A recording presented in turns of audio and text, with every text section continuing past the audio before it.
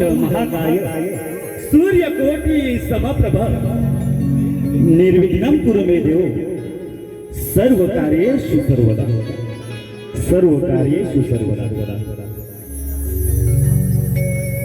ओ